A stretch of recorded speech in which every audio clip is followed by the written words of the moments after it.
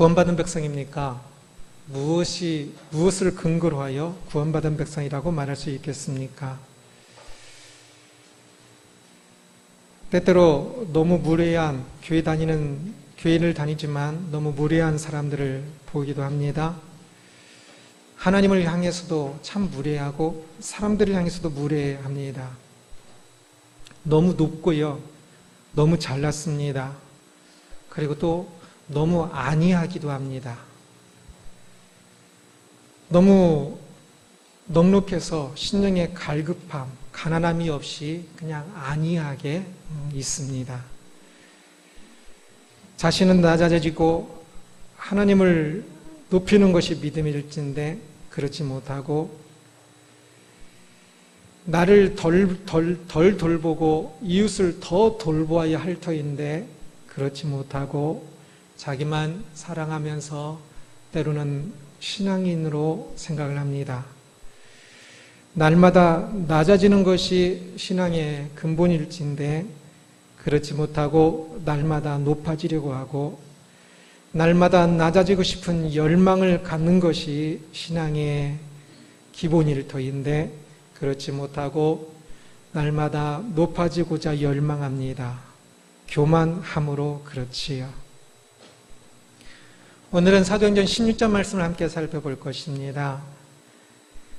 의식율법의 준수 문제로 할례로 대표되어지는 의식율법을 지켜야 하는지 말아야 하는지 그 문제로 예루살렘 공의회가 열린 이야기, 그리고 이제 바울과 바나바가 2차 전도여행을 시작하는 이야기가 오늘 본문에 나와 있습니다.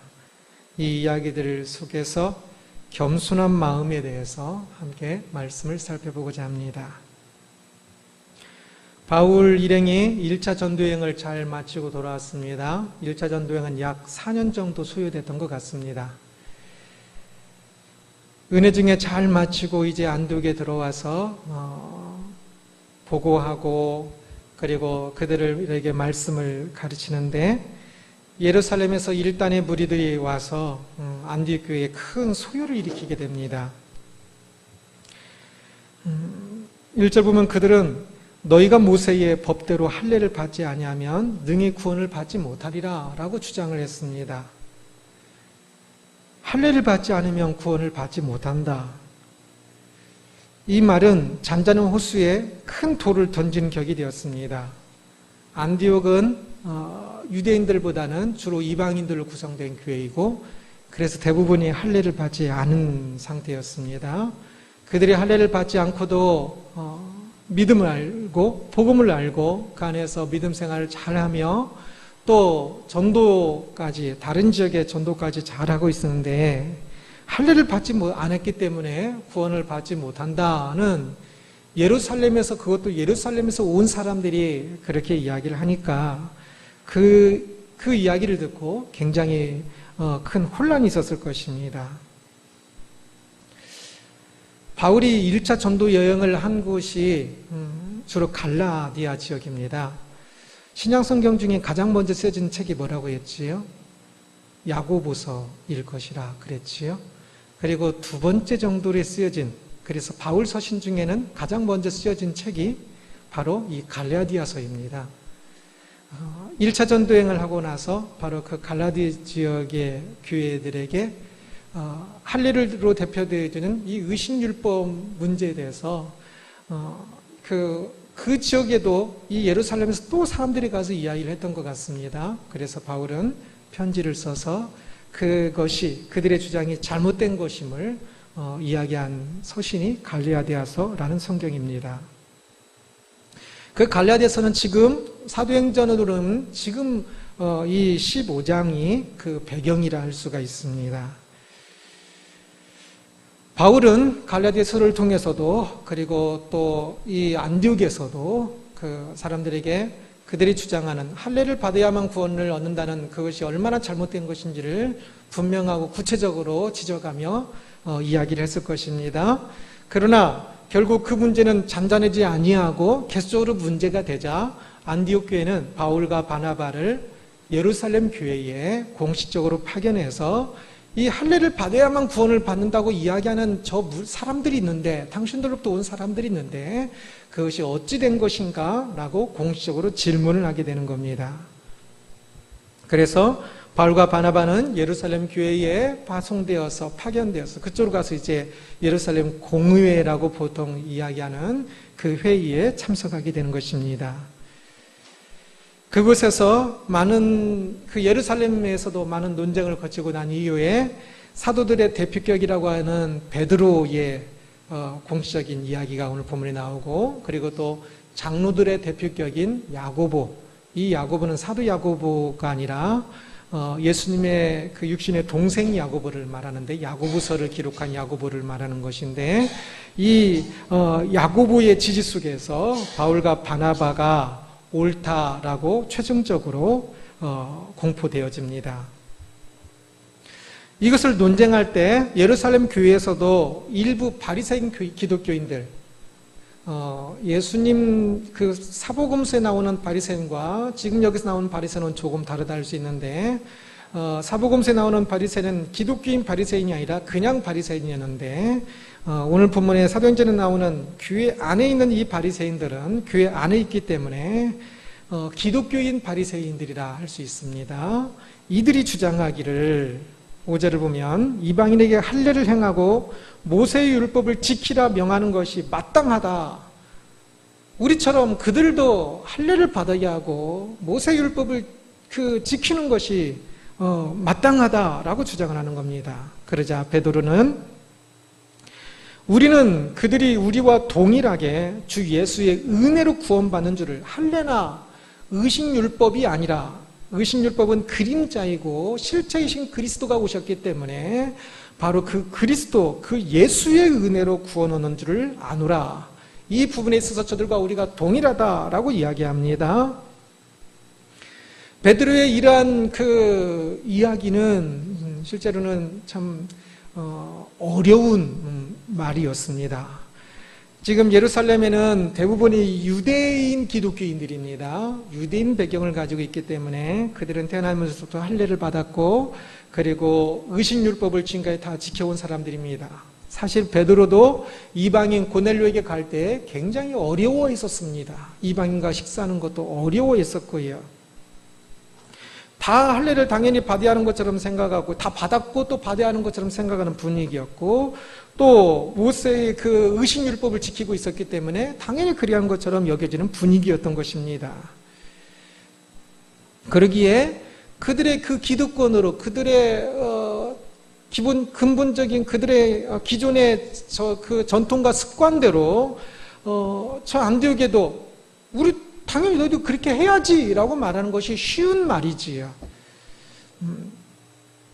우리도 우리에게 익숙한 것, 또 우리가 기득권을 힘을 가지고 있으면 그냥 그것을 주장하기 쉽거든요. 그러나 그것은 매우 교만한 마음에서 나오는 것입니다. 그것은 진리를 깊이 생각하지 않고 자기 우월주의 또는 자기 편의만을 생각하며 주장하는 것이지요. 그런 주장은 쉽지만 그러나 매우 잘못된 것이고 위험한 것입니다. 진리가 무엇인지를 더 깊이 생각해야 합니다. 진리는 할례나 그 모세의 의식율법을 행함으로 구원이 있는 것이 아니라 오직 믿음으로 은혜로 구원을 얻는 것입니다. 그러기에 자신 편한 대로, 자신의 편의대로, 자신의 생각대로, 관습대로 다른 사람들에게 그냥 또 이것도 행하라라고 주장할 것이 해서는 안 되는 것이지요. 사실 이 당시에 그 경건한 자라는 사람들이 주로 있었지요. 이스라엘 지역이 아닌 다른 지역에 경건한 자들이 나왔는데 고넬료도 그 중에 한 명이었지요. 이 경건한 자들이란 그 성경에 있는 많은 그 하나님을 믿고 싶고 알고 또 믿기도 하고 그렇지만 할례나 그런 의식율법이 큰 장애물이 되어서 100% 믿는 사람이 되기보다는 한 중간 정도 있는 사람들을 경건한 자다라고 이야기하거든요. 회당에 참여하는 경건한 자들이 좀 많이 있었습니다. 그렇게 할례는 특히 또 다른 의식율법들이 그들이 복음을 갖는 데에 굉장히 걸림돌이 되었던 것들입니다. 그런데 이제 진짜 실체이신 그리스도가 오심으로 그림자는 더 이상 필요 없는데도 불구하고 편의상 관습적으로 할례나 의식율법을 지켜야만 한다라고 주장하는 그것은 복음을 굉장히 위태롭게 하는 아주 잘못된 것입니다. 그런데도 불구하고 만약 이 예루살렘에서 베드로가 자기 편의대로 그렇게 주장해버렸다면 진짜 큰일 날 뻔했지요. 그러나 다행히 베드로는 진리를 더 생각하였고 그래서 할례나 그런 의식율법이 아니라 오직 은혜로 구원 얻는 것을 이야기하고 있는 것입니다. 오직 은혜로 구원 얻는 것을 오늘날로 조금 더 생각해 보고자 합니다. 믿음으로 구원을 얻는 것과 은혜로 구원을 얻는 것, 무엇이 더 근본적인 것 같습니까? 우리 이제 믿음으로 구원을 얻는 것을 많이 들었기 때문에 믿음으로 구원을 얻는 것이 조금 더 근본적인 것으로 생각되기 쉬우나 둘 다 같은 것이기도 하지만 그러나 오늘날 사용되어지는 것을 보면 조금은 또 다른 것이기도 하고 그리고 무엇이 더 근본인가, 우리의 구원에 있어서 무엇이 근본인가 물어본다면 분명하게 이야기하건대 은혜입니다. 은혜로 구원을 얻는 것입니다.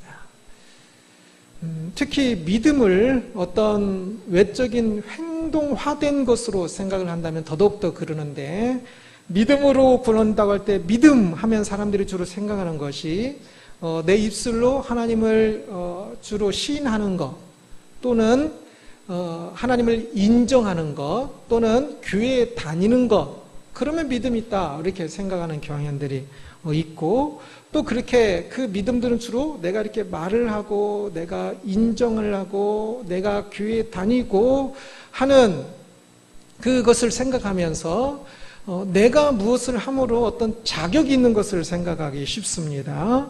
그러나 구원은 할례와 같은 것을 통해서 얻는 것도 아닙니다. 할례란 게 뭡니까? 그 포피 조금 자른다고 그게 무슨 대단한 것이 되겠습니까? 그게 무슨 구원을 얻을 자격이 되겠습니까? 믿음도 마찬가지입니다.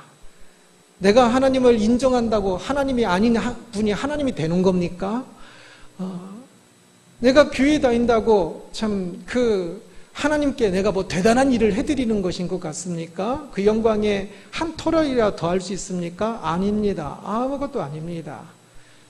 단지 하나님께서 구약시대의 그 사람들에게는 그 할례를 그들의 의식율법을 준수하는 그것을 보고 그들의 마음이 참 하나님의 은혜를 받아들이는 것으로 여기시는 것입니다.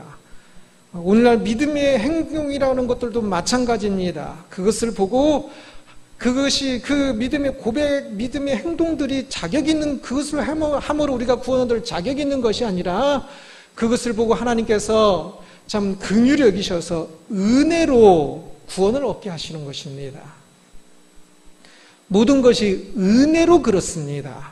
은혜란 자격 없는데 거저 주는 것을 은혜라고 이야기합니다. 하나님께서 우리들이 자격 없는데 우리에게 구원을 주시는 것입니다. 우리의 믿음을 보시고 믿음을 가졌다고 해서 자격 있는 것도 아니에요. 믿음을 보시고 하나님께서 은혜로 구원을 주심으로 믿음을 가질 때 구원을 얻는 것이지 믿는다고 자격 있는 것은 실제로는 아니에요. 우리의 구원과 우리의 모든 것들은 하나님께서 은혜로 주시는 것입니다. 진짜 어떤 것도 자격 있는 모습은 하나도 없습니다. 그래서 구원이라는 것은 철저히 하나님께서 주시는 그 은혜로부터 오는 것이고 그래서 우리는 믿음을 아는 사람, 구원을 아는 사람이라면 가장 기본되는 마음이 참 은혜로 얻는 그 마음을 가지고 예배자의 마음을 갖는 것입니다. 내가 무엇을 행함으로 자격 있는 것이 아니라 참 하나님의 은혜로 내가 이 구원을 얻고 지금 이 모든 것을 사는 것에 대해서 피조물로서의 창조주를 향한 경외의 마음을 갖는 것이고 철저히 참 지금 이 땅에 사는 이 모습이 자격 없는데 하나님께서 모든 것을 주신 것에 대한 참으로 진실한 감사와 또 구원 주시는 것에 대한 참 측량할 수 없는 그 은혜에 감사하며 감격하며 사는 것입니다. 그래서 은혜로 구원을 얻는다는 사실을 아는 사람은, 믿음으로 구원을 얻는다는 사실을 아는 사람의 가장 기본적인 마음은 겸손입니다. 내가 무엇이 자격이 있어서 내가 무엇을 해서 얻는 것이 아닙니다. 오늘날 어떤 사람들은 믿음의 행위를, 내가 하고 있는 믿음의 행위들을 대단한 것처럼 여기는데 실제 그것도 아무것도 아닙니다. 오직 하나님의 은혜로 구원을 얻는 것이다 하는 사실을 명심해야 합니다. 은혜로 구원 얻은 사람의 자세를 가지고 살고 있습니까? 우리가 하나님의 은혜에 대한 이 수용자로서, 하나님의 은혜를 받는 사람으로서 이 겸손한 마음, 이 마음을 잊어버리는 순간 우리는 사실 모든 것을 잃어버리는 사람이 될 것입니다. 믿음을 가지고 살면서도 참 이젠 조금 살다 보니까 마치 자격 있는 사람처럼, 마치 참 이제는 어느새 그냥 높은 사람이 돼가지고 신앙생활 하는 경우들이 종종 있습니다. 그것은 생명을 잃어버리는 것입니다. 믿음의 생명은 겸손입니다. 오직 하나님을 의지하는 것입니다. 예배자의 마음, 겸손한 마음을 갖고 살아야 한다는 사실, 하나님 앞에서 사람들을 향하여 이 마음을 가지고 살아야 한다는 사실을 죽어도 잊지 않기를 소원합니다. 할례와 모세의 율법, 이 의식 율법을 지켜야 구원이 있다는 이 주장에 대해 베드로는 효과적으로 반박하였습니다. 그리고 야고보는 시몬, 베드로의 히브리의 이름이지요. 시몬의 그 의견에 동의하며 전적으로 동의한다고 이야기하면서, 그러나 야고보는 조금 더 또 이 예루살렘의 많은 사람들이 그냥 관습적으로 생각하고 있는 그 마음도 존중하여 이방의 교회들이 너희들이 조금 지켜줬으면 좋겠다 하는 것들을 4가지를 이야기를 합니다. 20절이 있는데, 다만 우상의 더러운 것과 음행과 목매어 죽인 것과 피를 멀리하라고 편지하는 것이 옳으니 이 4가지는 지켜주기를 내가 원한다라는 말입니다. 할례나 모세의 의식율법의 많은 것들을 이제는 더 이상 지키지 않아도 되되, 지키지 말되, 그러나 이 우상의 더러운 것, 이것은 음식을 말하는 것인데 우상에게 바쳐졌던 음식을 이야기하는 겁니다. 이 음식을 먹지 마십시오. 우리는 바울 서신의 다른 곳에서 우상에게 바쳐졌던 음식이 신학적으로는 잘못 먹지 말아야 하는, 먹으면 안 되는 것이라는 것은 잘못된 것이라는 것을 압니다. 우상에 바쳐진 음식에도 모든 음식은 하나님으로부터 온 것이기 때문에 먹어도 됩니다. 제사 드리는 음식 먹어도 됩니다. 먹어도 되는 것이 아니라 당연히 먹는 겁니다. 하나님께서 주신 것일 뿐이지 어떤 귀신도 와서 먹고 가는 것도 아니고 귀신에게 주는 것도 아닙니다. 그러나 신학적으로는 먹어도 되지만 야고보서 여기서 지금 먹지 마시길 바랍니다 라고 이 말은 문화적인 차원에서 먹지 않았으면 좋겠다라고 이야기하는 겁니다. 첫째, 그것을 먹으면 이 유대인들과 함께 식사할 수가 없습니다. 유대인들은 이 음식 법이 조금 더, 기독교인 유대인이 되었어도 그들은 지금까지 지내온 그 식탁 예절이 있기 때문에 그런 것들을 같이 상해놓으면 밥을 같이 먹을 수가 없습니다. 그래서 너희들 교회 안에도, 안디옥 교회에도 여전히 유대인 기독교인이 있으니까 그들을 향한 배려의 마음에서, 문화적 배려의 마음에서 그 음식을 먹지 말라라고 이야기하는 것입니다. 그래서 이것은 문화적인 것이기 때문에 문화가 조금 더 바뀐 곳에서는, 유대인 기독교인이 아예 없는 곳이든지 또는 그것에 대해서 조금 더 생각이 바뀐 곳에 문화는 항상 바뀌는 겁니다. 문화가 바뀐 곳에서는 또 먹어도 되는 것이지요. 그래서 바울 서신에서는 다른 곳에는 또 먹으라는 내용이 나옵니다. 나머지 것들도 마찬가지입니다. 그 음행은 이방인들에게는 조금 더 이 간음이나 그러한 문화가 조금 더 만연되어 있었습니다. 그런데 그 문화들을 경계해야 할 것을 이야기하는 것이고요. 그리고 또 목매어 죽은 그 동물을 먹지 말라는 것은 구약성경 전체 속에서 항상 강조하는 것 중에 하나가 피입니다. 목매어 죽었다는 것은 피를 쏟아내지 않고 피가 그 몸에 스며들었다는 것으로서 그래서 목매어 죽인 것은 피까지 먹는 것이 되기 때문에 먹지 말라고 하는 것이고요. 네 번째, 피를 먹지 말는 것과 거의 일맥상통하는 것입니다. 여하튼 여기서 네 가지 금지하고 있는 이 규정들은 신학적인 요소가 조금 들어가 있기도 하지만 그러나 이 행동들은 행동 자체는 전부 문화적인 규정에 대한 것입니다. 그래서 화목하기 위하여 어떤 문화를 지켜야 하는 것, 그리고 또 어떤 것은 버려야 하는 것에 대해서 이야기하고 있는 것입니다. 이러한 규정에 대해서 바울과 바나바가 들었을 때 그것은 신학적으로 온 것이 아닙니다 라고 말하면서 반박을 할 수도 있었을 것입니다. 그러나 바울과 바나바는 그것을 그대로 받아들입니다. 왜? 겸손한 마음을 가졌기 때문에 그렇습니다. 이 마음이 중요합니다. 신학적으로 조금 무엇인가를 안다고 그것을 가지고 그 다른 것들까지 모든 것을 그냥 거부하고 비난하고 하는 것은 잘못된 것입니다. 진리 안에서 이 야고보가 규정하고 있는 이것은 사람과 문화를 이해하는 규정입니다. 사람과 문화에 대한 이해 없이 신학으로만 사람들을 판단하고 비난하는 것은 잘못된 것이고 그것은 매우 교만한 마음입니다. 하나님의 마음을 놓치고 있는 것입니다. 모든 율법의 그 강령이 하나님과 이웃을 사랑하는 것이지 않습니까? 모든 진리는 창조주 하나님께 속한 것입니다. 진리를 안다는 것은 하나님 앞에 서는 것이고 그 하나님 앞에 설면 겸손하게 되어 있습니다.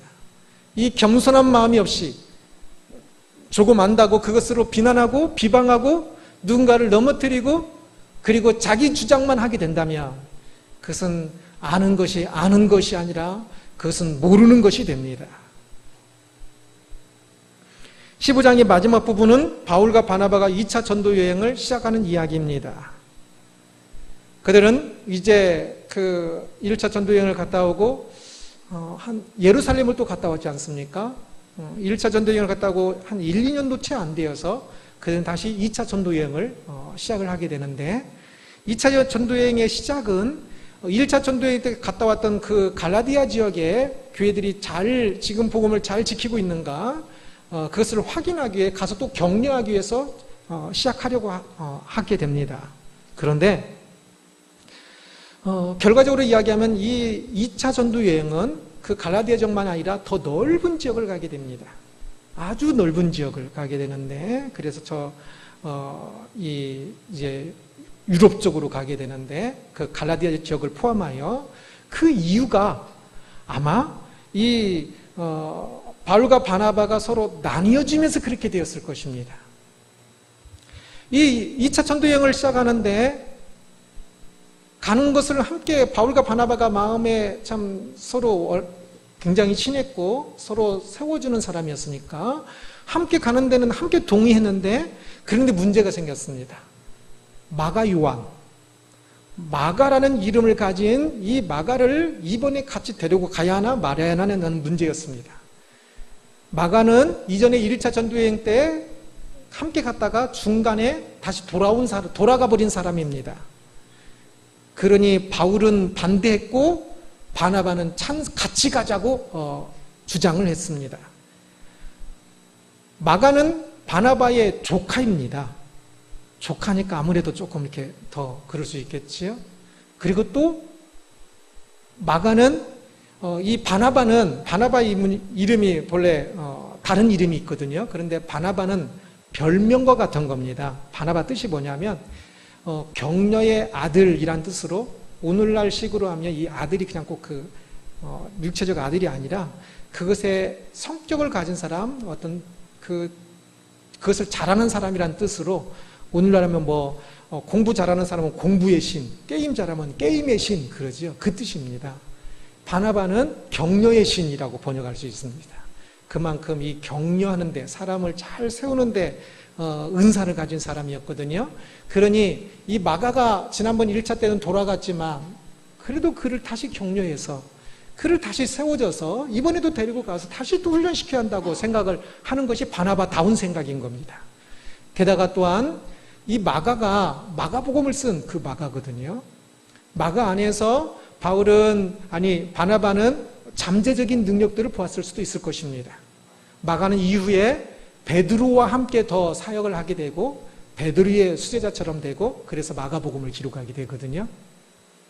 여하튼 바나바는 그 마가의 그런 모습들을 보면서 함께 가야 한다고, 함께 가는 것이 옳다고 하나님의 뜻이라고 생각을 했고, 바울은 그러나 그 마가가 지난번에 돌아갔던 것도 괘씸하고, 그리고 이번에도 같이 가면 전도 여행에 또 해가 될 수 있다고 생각되어져서 어쩌면 바나바를 오해했을 수도 있겠지요. 자기 조카니까 저렇게 감싸고 돈다고 생각했을 수도 있겠지요. 그러면서 바울은 데리고 가지 않는 것이 옳다고 생각을 했습니다. 두 사람의 의견이 부딪히게 되는데요, 어떻게 해야 할까요? 믿는 사람들끼리도 서로 의견이 다를 수가 있습니다. 이때 어떻게 해야 할까요? 이때 중요한 것은 내 생각과 너 생각이 아니라, 바울 생각과 바나바 생각이 아니라, 각자가 상대방의 생각과 싸우는 것이 아니라 각자에게 중요한 것은 자기 생각과 싸우는 것입니다.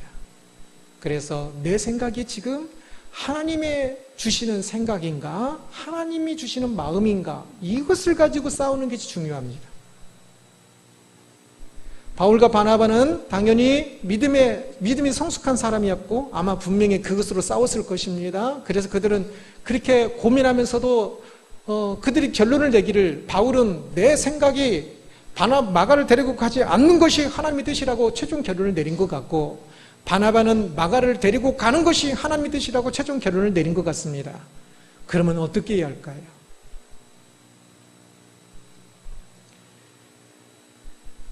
마가를 데리고 가냐 안 데리고 가냐 그것이 아니라, 이 두 사람에게 중요한 것은, 신앙인에게 중요한 것은 항상 하나님의 뜻이거든요. 하나님의 뜻이면 죽어도 순종하는 것이 신앙인인 거거든요. 그래서 이 둘은 결국은 자신에게 주어진 그 하나님의 뜻을 지키기 위하여서 결국은 둘이 나누게 됩니다. 그래서 심히 다퉜다고 표현하는데, 그 안에 이 심히 다퉜다는 표현은 싸웠다 그런 뜻이 아니라 마음에 굉장히 조금은 이 격분이 생겼다 그런 뜻입니다. 그래서 바울은 바나바가 조금 더 이해가 안 가서 조금 화나는 마음이 생길 정도로 너무 이해가 안 갔고, 바나바는 바울이 너무 이해가 안 갔던 것입니다. 그러나 그럼에도 불구하고 둘은 결국 그래서 이별을 하게 되는데, 이때가 또 중요합니다. 이때 겸손한 마음으로 상대를 인정하는 아름다운 이별을 해야 합니다. 나에게 주어진 것이 하나님 뜻이니까 너도 내 뜻대로 해야 한다가, 내가 생각하는 이 하나님 뜻대로 해야 한다가 아니라, 먼저 나도 너도 하나님의 뜻을 찾으려고 최선을 다했다면, 나도 너도 자기들이 가진 생각이 하나님이 주신 생각인가 아닌가 고민하며 최선을 다했다면, 내 생각과 마찬가지로 너가 생각하는 하나님의 뜻도 인정하는 것이지. 이게 겸손한 마음입니다. 신앙인들이 참 때때로 이 겸손한 마음이 없어서 내가 생각하는 하나님의 뜻에 따라 너도 해야 한다라고 생각하는 경향들이 많아요. 왜? 내가 하나님 뜻이라고 분명하게 느꼈으니까. 그러나 자주 이야기하는 것처럼 특별계시, 말씀은 100% 하나님의 뜻을 알 수 100%이지만 일반 계시, 다른 것으로 꿈이나 생각이나 환상이나 다른 사람들의 주변 여건이나 이런 것들은 일반 계시로서 100%는 없습니다. 그렇기 때문에 하나님의 뜻이라고 생각하는 것에 대해서 내가 꿈에서 또는 하나님께 나에게 환상으로 이렇게 말씀하셨으니 당신도 이렇게 해야 합니다. 당신의 딸이 이번에 연세대 시험을 보래요. 이렇게 하는 것들은 전부 교만한 것입니다. 조금 더 엎드려서 이 일에 대해서 상대도 인정할 수 있어야 합니다. 그래서 이 둘은 헤어지되 서로 마음에 조금 헤어지는, 서로 친한 사람이 마감 문제로 헤어지니까 얼마나 속도 상했겠어요. 속상한 건 당연하지요. 그러나 그럼에도 불구하고 아름다운 이별을 합니다. 이 둘 중에 누가 맞았을까요? 마가를 데리고 갔어야 할까요? 안 데리고 갔어야 했을까요? 성경에 나오지 않습니다. 어쩌면 둘 중에 한 명이 맞을 수도 있어요. 사람은 항상 하나님의 뜻을 좀 곡해하는 경향들이 있거든요. 둘 중에 한 명이 조금 하나님 뜻이라고 생각했어도 곡해했을 수도 있어요. 그러나 또한 둘 다 맞을 수도 있어요. 하나님께서 이제 바울과 바나바를 나누시고, 그래서 바울의 2차 전도 여행을 더 멀리 가게 하시고, 바나바는 또 다른 곳으로 가므로 더 많은 지역에 복음이 확장되게 하시고자 하시는 하나님의 계획일 수 있어요. 하나님의 이러한 계획에 대해서는 우리는 항상 무지합니다. 내가 아무리 신앙이 좋아도 하나님의 계획에 대해서 무지하다는 사실을 인정을 해야 합니다. 기억을 해야 합니다. 그래서 우리는 미래에 대해서도 100% 이렇게 오늘 다 결정하고 가는 게 아니에요. 중고등학생이 그 직업에 대해서 알고 있는 게 200~300개도 안 돼요. 중고등학생 때 쓴 직업으로 계속 가는 게 아니에요. 저도 중고등학교 때는 고등학교 때 선교사가 꿈이었어요. 일찍 죽는 게 꿈이었지요. 그때 알고 있는 것이 적으니까 그렇지요. 그래서 이 하나님의 뜻에 대해서 항상 좀 열려놓고 있어야 합니다. 겸손하게.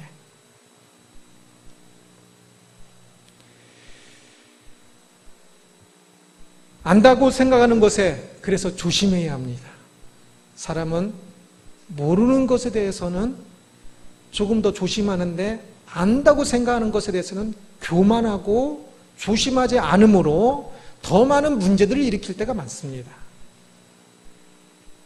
우리는 안다고 생각하는 그 문제에 대해서도, 하나님의 뜻이라고 생각한 그 문제에 대해서도 여전히 부족한 암 속에 있다는 사실을 기억을 해야 합니다. 그러기에 알고 있는 그 사실에 가슴 뜨겁게 알고 있고 눈물 나게 알고 있어도 그 사실에 대해서도 겸손해야 합니다. 다른 사람을 모르고 내가 알고 있다면 그러기에 더욱더 하나님 앞에 엎드려야 하는 것이고, 그래서 이 세상을 살면서 우리가 가장 먼저 알아야 하는 가장 중요하고 가장 위대한 삶은 무엇이냐면 우리가 여전히 무지하다는 사실을 아는 것입니다.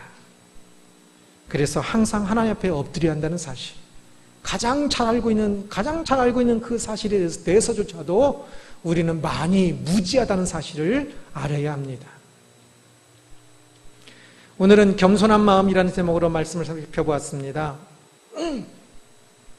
오직 은혜로 구원을 얻는다는 사실이 무엇인지를 살펴봤는데요. 믿음보다 좀 더 근본적인 것이 오직 은혜라고 그랬지요. 하나님의 은혜가 아니면 우리가 믿음 비슷한 거 100번, 1000번, 10,000번 해도 그것이 자격되는 것이 아닙니다. 그래서 우리는 진짜 그 하나님의 은혜로 자격 없는 우리들이 구원을 한번 얻는 것이고 이 땅을 사는 것이라는 사실을 알아서 항상 두렵고 떨림으로 그 앞에 엎드려야 합니다. 은혜로 구원을 얻는다는 사실, 곧 그러게 우리는 항상 두렵고 떨림을 가져야 한다는 사실, 겸손해야 한다는 사실을 잊어버리는 순간 우리의 믿음은 교만해지고 사랑이 아닌 불만과 비방이 가득한 종교인이 되어버리고 말 것입니다. 은혜의 본질인 이 겸손을 한순간도 잊지 말고 하나님 앞과 사람들 앞에서 신앙생활을 한다는 사실을 명심해야 할 것입니다. 은혜로 구원 얻었다고 이야기하면서도, 은혜로 지금 살고 있다고 하면서도 은혜 받은 자의 모습이 없는 종교인들을 많이 봅니다. 너무 고자세예요. 믿음을 가졌다고 하면서 너무 고자세예요. 하나님을 향해서도 이웃을 향해서도 어떤 때는 믿음 깡패 같아요. 제멋대로 행동합니다. 하나님을 조금 안다고 하나님을 친밀하다고 하나님을 향하여 완전 자기 멋대로 하는 사람들을 많이 봐요. 불평하고 자기 멋대로 해요. 자기가 조금 더 안다고 진리를 가졌다고 이웃을 향해서도 무시하는 행동을 막 해요. 믿음을 가진 사람의 본래의 모습은 겸손입니다. 근본적인 모습은 창조주를 향한 피조물의 겸손, 창조주를 향한 피조물에 마땅히 가지 않은 그 낮고 낮은 자세의 그 모습, 죄인된 우리가 걸어가신 하나님께 나아가는 그 사실에 대한 황송한 마음, 예배를 드려주나요?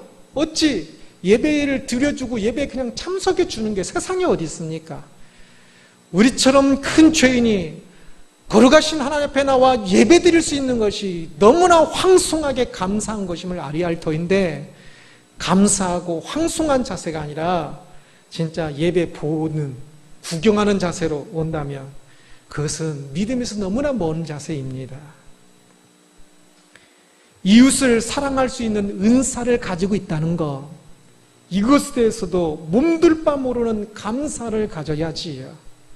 이웃을 물질로든 마음으로든 지식으로든 능력으로든 섬길 수 있다는 것은, 그것은 교만하게 내가 무엇인가를 주는 자세가 아니라, 높은 곳에서 아래로 주는 자세가 아니라, 그것도 모두 하나님의 은혜니까 내 역할이 그 역할을 할 수 있다는 게 얼마나 감사해요. 그래서 이웃을 사랑하되 참 교만하게 사랑하지 말고 섬기지 말고 참으로 겸손하게 낮은 자로서 사랑하고 섬기는 마음이 절대적으로 필요합니다.